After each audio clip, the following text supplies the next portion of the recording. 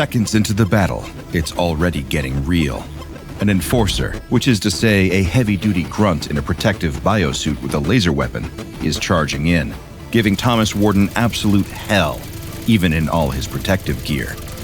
Luckily, he's not alone. His two brothers-in-arms, Gloria Stanfield and Jim Yearden, rush in with super shotguns at the ready. They level their shotties and blow that enforcer to kingdom come, nabbing a tasty ammo pickup once they go down. This ain't your grandpa's Quake. This teenage trio had modded the game far beyond what John Romero and the rest of the dev team has ever imagined. And little do these three teens know, they've actually modded it a lot more than they've realized. But in the heat of battle, there's no time to worry about things like that. They're in the middle of what seems to be a vast and intricate cathedral, the kind you might see in Florence, Italy. It's one of the many procedurally generated locations this version of Quake that Gloria had modded would take them to. And, naturally, horrifying monsters are spawning all around them. Thomas is backed into the corner, reloading his nail gun. A pack of possessed Rottweilers with bloody mouths and murder in their eyes come bounding and snapping towards him. All he can do is try to run and jump around them as he lets loose, firing a barrage of nails and seeing his ammo deplete. But it isn't just the Rottweilers he needs to worry about on this side of the church. Oh no.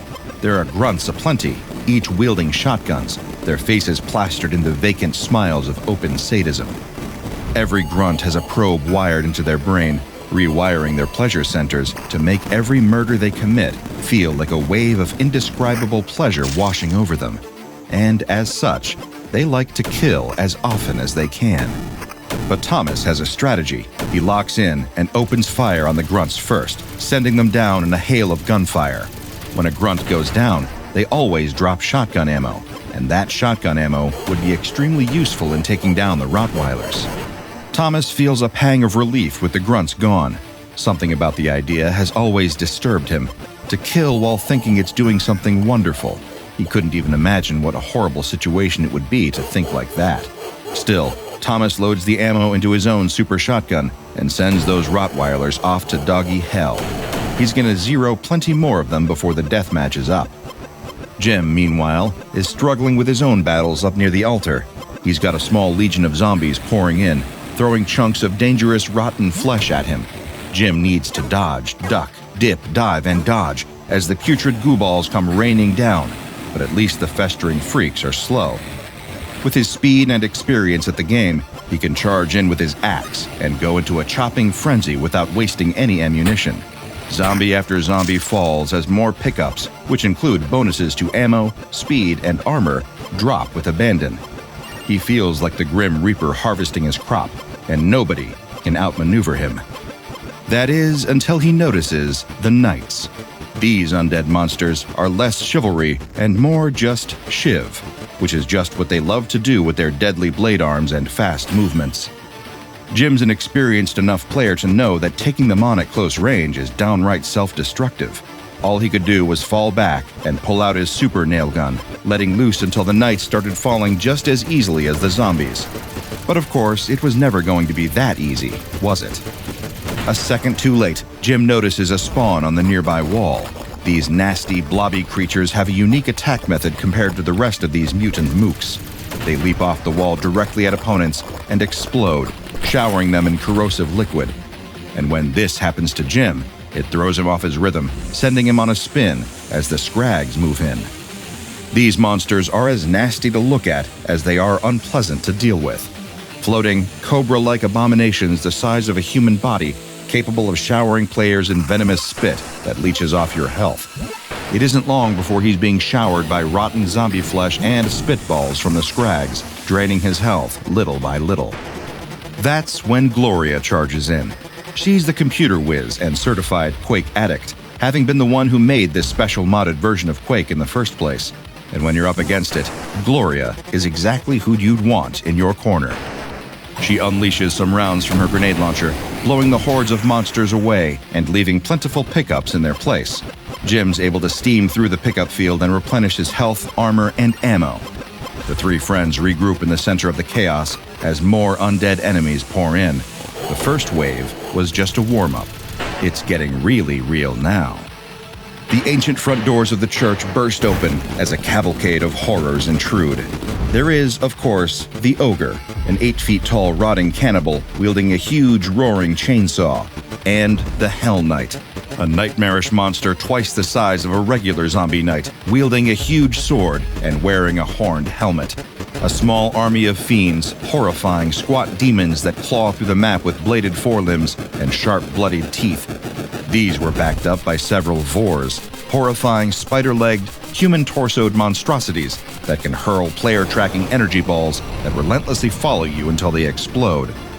And naturally, behind them all is one of the most terrifying monsters of all, the Shambler. Huge hulking beasts, larger and more dangerous than any of the monsters around them.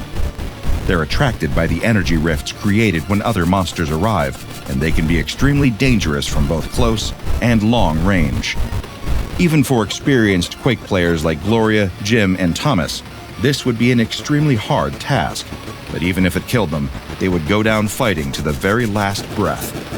They charged into battle, super shotguns and grenade launchers at the ready, and erupted into a hail of gunshots, explosions, and monster death noises. They fight valiantly, but it's not enough. The waves of monsters overpower them, and they're all killed, bringing their game to an end. The trio are sent back into the lobby, where they prepare to start up another game. They don't look away from their screens or even down at their keyboard. It never even occurs to them. They just set up a new game and prepare to engage, as they have done at this point for years and years and years. In the same way that a fish has no concept of what water really is, the three teenagers, Gloria Stanfield, Jim Yeardon, and Thomas Warden, have no concept of the game or life outside it anymore. That's because the game is where they live now, and have for quite some time. But as they repeat the cycle of game, lobby, new location, new game endlessly, there never seems to be anything wrong with it to them. The same is not true for their other friends and their families, who miss them dearly. The strange but consistent rhythms of the lives of Gloria, Jim, and Thomas are broken when Gloria's computer falls into the hands of the SCP Foundation. As far as the rest of the world is aware, these are just 3 teens that went missing under connected, mysterious circumstances. A tragedy, of course, but a mundane one. These things happen all the time in this frightening world of ours. But the strange circumstances of the joint disappearance, all the way back in 1997, caused the Foundation to look into the matter several years after, thanks to their insane case backlog. In 2010, the computer finds its way into the hands of a low-level researcher, Dr. J. Briner, and he discovers something remarkable and terrifying. The teens seem to still be alive somehow, inside the computer. He could even see logs of the 3 of them chatting. They thought they were still there, just playing games at their computers, having no idea that 13 years had passed, or that they were effectively dead to the world. After logging this research, Dr. Briner is given permission to log the computer as SCP-2639, teenagers perpetually trapped in an anomalous video game. And the unenviable task of breaking that horrible news would fall to him. To think, he didn't even know the worst part yet, and in fact, neither do you. Dr. Briner enters the chat, confusing the 3 players, and tells them the horrible truth. They don't exist in physical reality anymore. No, they're ghosts in Quake cyberspace, seemingly only existing together in the computer after being effectively Jumanji'd into the modded game file. At first, they can't believe it. This has to be just some weird troll who's somehow broken into their server to laugh at their expense. But over time, the horror sets in, as they realize that they only ever seem to exist during games. While they're in the lobby, it's almost as though they're little more than just floating brains talking to each other. And when Dr. Briner tells them that they've been like this for 13 years, the trauma is understandably a lot to process. But the good news is Dr. Briner works for an organization that specializes in this kind of thing. If there's anyone on Earth who can figure out how to release these kids from Quake, it would be the researchers of the SCP Foundation. Of course, they'd just need to conduct a few tests first to see how exactly the anomaly works. That would give them a much better chance of ever actually extracting these poor, trapped players from the game that had become their life. Each of these tests take place in the game itself, with a debriefing period where they report back to the researcher afterwards. They leave Dr. Briner in the lobby to join a different game, where this time they're playing in a park, taking down legions of Rottweilers, grunts, and zombies. It's one of the easiest matches they've had in years, until a group of tougher enemies shows up in the latter half of the game and absolutely stops them. Still, with every game, they learn new things. After enough tests, they're even able to control the location in which they manifest. Everything seems to be pointing in the right direction as the players gain more control over their game. Until Dr. Briner checks the news. There's been a horrific massacre in a park not far from the research base. 3 heavily armed, heavily armored individuals had shown up and started gunning people down at random. The deaths correspond to the exact number and position of enemies killed in the park level of the trio's latest anomalous Quake game. The realization hits Dr. Briner with all the force of a star collapsing in on itself. There'd been a component to this anomaly that he'd never even considered. While the teens were indeed trapped inside the game, on a far more severe level, they were manifesting in the real world whenever their avatars were in-game. They were seeing normal people as monsters while in this state, and killing them in the hundreds. They were, in effect, mass murderers. And once again, it falls to poor Dr. Briner to break the news to them. They take it about as well as you can imagine. They demand to know how many people they've killed over the course of the 13 years they've been trapped in SCP-2639. And after a great deal of research, looking into similar records of massacres committed by 3 armored combatants over the last 13 years, he's able to cobble together an extremely disturbing number. 1,531 people had died directly as a result of their unknowing actions. After that, things go silent for quite some time. These 3 teenagers who just thought they were playing a simple game have received the most horrifying revelations imaginable. They've been gone for 13 years, their families likely assuming they're dead at this point, and in the time that they've been gone, they've killed over 1,000 people. And worse still, even Dr. Briner has to admit that it's unlikely they'll ever find a way out of the game. They're doomed to a terrible fate, and as a result of that, are likely to continue hurting others every time they enter a new game. When this information is revealed, the trio just disappear. They go offline, you might even say, leaving Dr. Briner twisting in the wind. Days turn into weeks, weeks turn into months, months turn into years, with nothing but silence. Every so often, as he goes through the motions of rising through the ranks, he checks in on that computer to see if there's a reply. He's got a teenage son himself, so his heart aches for the kids. He thinks day and night about what they're going through in there, even though it pains him to do so. But even as he sends hundreds of messages, now a level 4 researcher, he never gets a reply. He sends them more out of habit now than anything else, just because it feels like something he should do. But now, he doesn't expect a reply anymore. His colleagues tell him that he should just put the whole thing behind him. They say every researcher has that one anomaly that sticks with them, even if it's a dead end. He should just keep his head down and focus on work, and one day he'll forget about it all. But he never does, no matter what he thinks to himself. Until one day, during what seems like a perfectly normal shift, SCP-682, the hard-to-destroy reptile, breaches containment and slaughters its way into Dr. Briner's sector. Years of working at the Foundation, and he's never been so close to death. He hides under a desk in his office, hearing the thumping footsteps of the monster making its way through the hallway outside. It's a creature of pure hatred, all scales and teeth, and one thing that is absolutely clear is that if that beast gets into the room, he is going to die. And he knows how this place works. His family will never even know what happened to him. They'll be told some lie about how he had a workplace accident, and they won't mention that the specifics of that accident were him being eaten alive by a giant, hateful lizard. He didn't have any weapons in the room with him. What could he do? Attack 682 with a stapler in his desk? No, there's only one way he could potentially fight the creature off. He grabs the SCP-2639 computer, which he'd brought into his office for testing, and starts typing out frantic messages to the 3 poor kids trapped in cyberspace within. He tells them that he's in danger, that an anomaly has escaped in his part of the facility, and nobody will be there to save him in time. If they really can choose where they'll manifest, then appearing right here in the facility would be the only way to save him. If they could see these messages, they'd be saving his life from the most terrible kind of death. And despite all his time in silence, in the dark, his prayers, or rather his messages, are answered. 682's monstrous snarling head shatters through the door into Dr. Briner's office, eyes bright and hungry. But as the doctor prepares for death, he hears gunfire and explosions.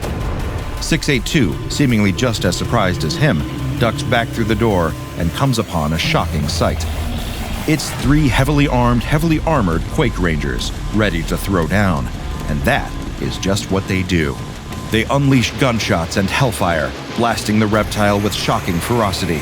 They work as a perfect trio without fear of death, firing nails, shotgun blasts, grenade rounds, everything in their Quake arsenal, until the monster is subdued. And by the time the trio demanifests, mobile task forces, guards, and containment specialists have reached the area and are ready to recontain SCP-682, and in doing so, they did indeed save the life of Dr. Briner, and the lives of many, many others that definitely would have been killed in SCP-682's rampage. In the space of one eventful afternoon, they've gone from killers to heroes. And that gives Dr. Briner an idea. During his mandatory debrief with his superiors, he tells them exactly what happened. He tells them that he was a goner for sure. He tells them that the response time from mobile task forces will always be bound by geography. But when there's a powerful anomaly that needed to be subdued or neutralized on the loose, nothing would ever respond faster or be more effective than deploying the kids from SCP-2639. Normally, Foundation Command would see a request like this as patently ludicrous, but going toe-to-toe with SCP-682 and winning is perhaps the ultimate trial by fire. In light of those circumstances, yes, perhaps the Foundation could make an allowance. The question now is, of course, would the kids accept a deal like this? And it is once again Dr. Briner's job to find out. He speaks to the teens through the computer again and explains the offer.